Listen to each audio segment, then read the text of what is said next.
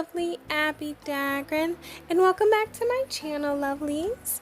Today I'll be continuing a series on my channel that deals with natal chart analysis, and today I'll be doing one on Kate Middleton.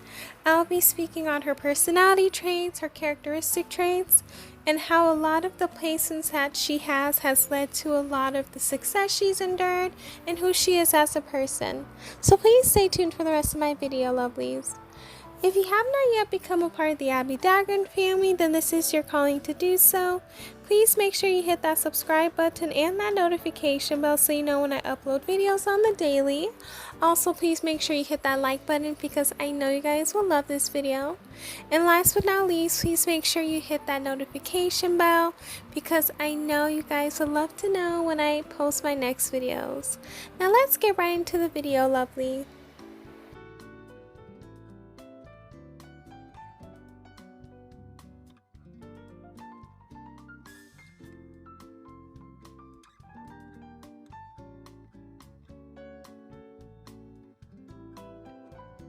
Kate Middleton was born on January 9th, 1982, so this qualifies her to be a Capricorn, and being a Capricorn, you tend to have a lot of cardinal tendencies and a lot of earth sign tendencies as well.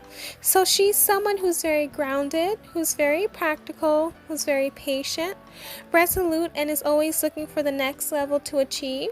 This really does describe her because she is a patient person. In regards to getting married to Prince Williams, it did take a while. However, she was patient and she was very determined to make sure that she was able to marry him. And that's something that comes with Capricorn energy because they are the types of people who are very patient in regards to getting things. They always look at the future and not the now, so they always look at the long run. Even though they're being patient now and is waiting for something now, they know that the future will hold something better for them. Next up is her moon in Cancer, and this is actually a good placement to have because Cancer is ruled by the moon. So with this placement, she tends to have a lot of water tendencies when she's expressing herself, and she tends to have a lot of emotional sentiments in regards to different things. She may look at things on an emotional level, but her Capricorn sun does even it out.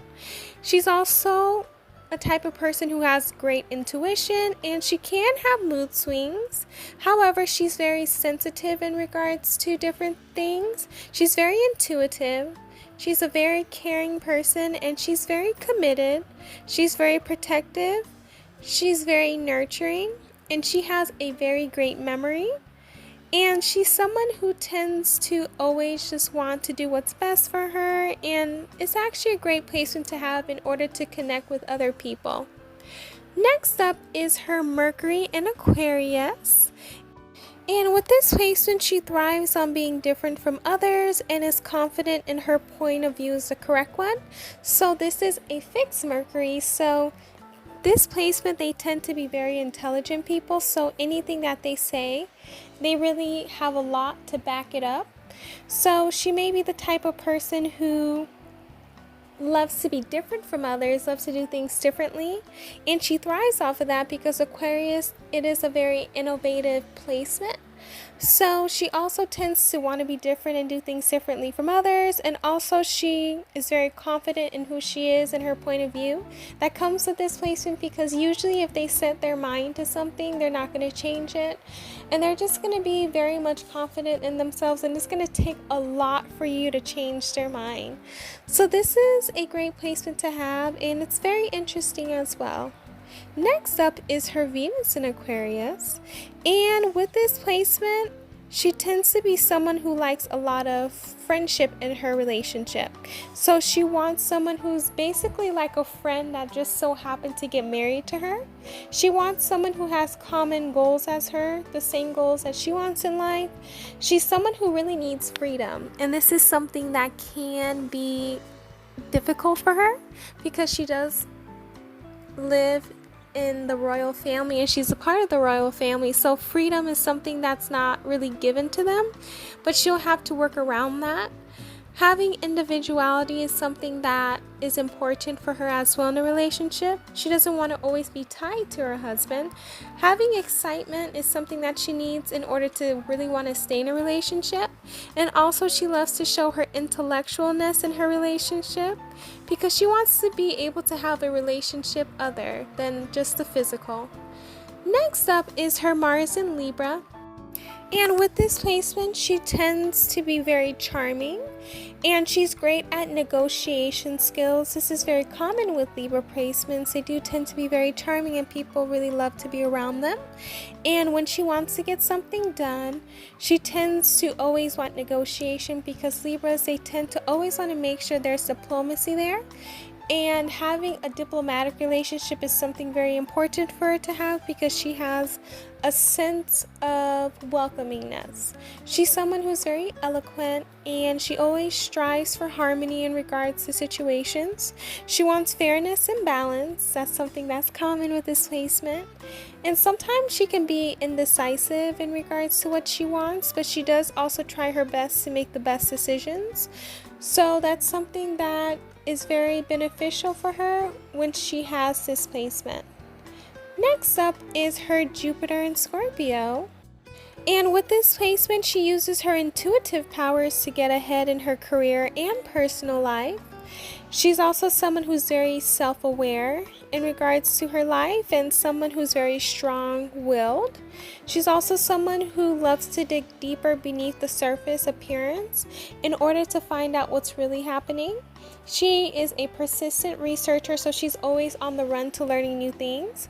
She's very interested in psychology of any situation, and she tends to be overwhelmed by the complexity what she uncovers. However, that makes her shy, and she loves explaining things to others, but she needs to learn how to communicate in the best way because she wants to know that what she's saying is very valuable, and she wants to be able to have that understanding with others that what she's saying is very beneficial and all that researching she's done is very useful. Next up is her Saturn in Libra.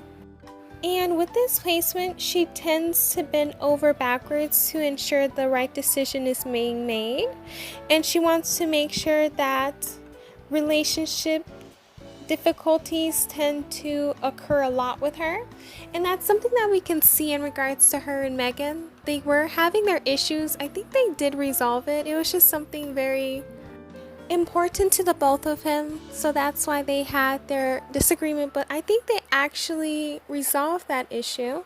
And then her issues with the person who she married, and she just has a lot of difficulties with relationships, and that's what really stunts her growth in regards to Saturn, but that's something that she has to learn. And she does have a great judgment and social intuition because of this, so that's something that she will need to work on and something that really she'll have to deal with. Next up is her Uranus in Sagittarius, and with this placement, she tends to be someone who is of a Renaissance person, in that she loves to dabble in everything and different things. She also does have a strong intuition, and she's very gifted with visions and precognitive dreams. She's someone who is born during a year that holds progressive set of ideas, and she loves to have progressive changes, and she loves to foster advanced abstract and also things that may not be what people would want her to do. That's something that she would have to work on in regards to her Uranus placement, and knowing that she can have that confidence in wanting to be different and changing situations. But she loves to listen to others in regards to their ideas, no matter how much other people may think that she may not, but she really does based off this placement. And with her Neptune in Sagittarius, she tends to be someone who thrives on a variety of exciting and uplifting experiences and learning from new things. This is something that is very important in regards to the position she's in, because getting to learn different people, different cultures, different things is something that comes with the job that she has, and the fact that she has this placement really matches what she really likes to do. And she's involved in investigating and idealizing foreign and different intellectual systems and religious philosophies. And sometimes she may look at different ideas that people may perceive as extreme, and she's at the forefront of humanitarian attempts to improve the lot of those who need assistance. She's very comfortable with the global village concept, and she wants to make sure everyone around the world or everyone around her is perfectly fine. Next up is her Pluto in Libra, and she's been able to gain this placement because she was born between 1972 and 1984, so she is a part of Generation Y. They're the types of people who have a lot of harmony, a lot of symmetry, a lot of agreement and pleasantness. She likes to find a common ground in regards to things, and she likes to have a lot of cooperation. She's someone who wants peace to last. But that's something that is a mistake in regards to this generation, because peace sadly never lasts, but hopefully one day it will. And she's someone who wants to compromise even when there are issues that cannot be compromised. She's also someone who loves global politics and transforeign relationships, and she knows all too well the hidden problems behind society's issues and worldly problems. So this is for her and her generation. Next up is her North Node in Cancer. So with this placement, she will need to develop these attributes in order for her to develop all of her hidden talents and gifts needed for her in this lifetime.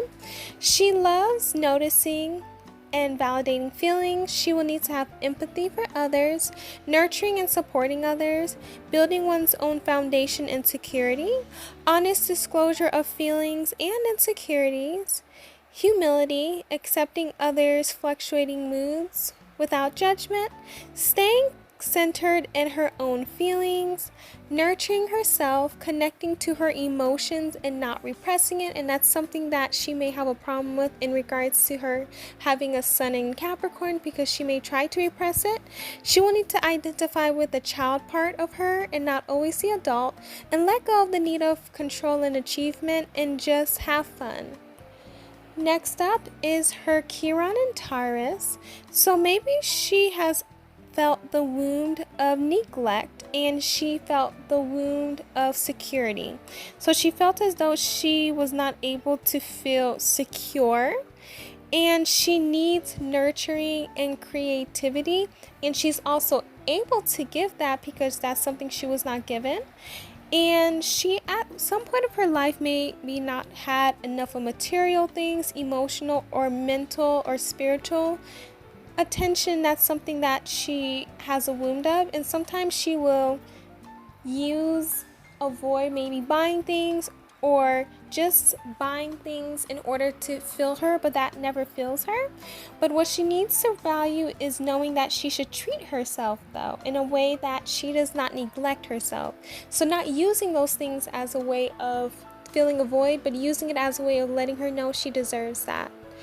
Next up is her ascendant/rising in Leo. And with this placement, she tends to be confident. She tends to be expressive, very warm-hearted.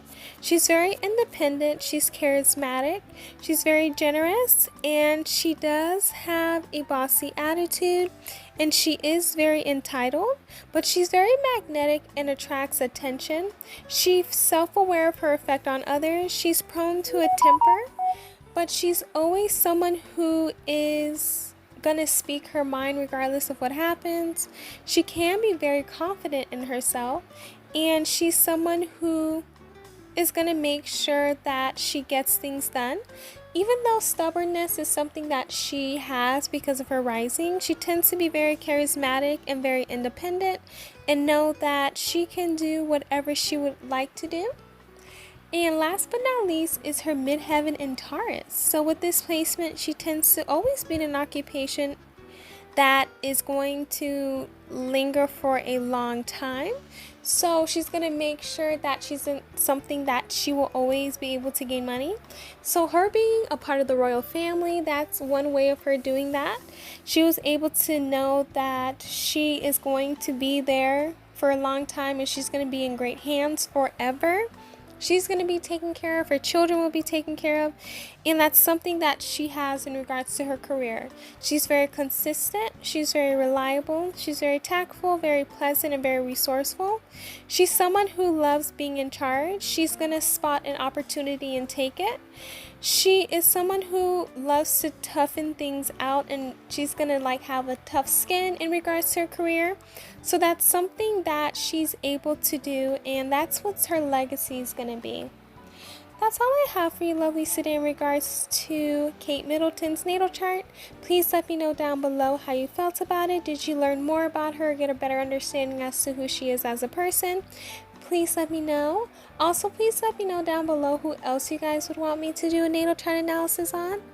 And if you have not yet, please make sure you're subscribed to the channel and you hit that notification bell as well as that like button, and also share this video with everyone you know.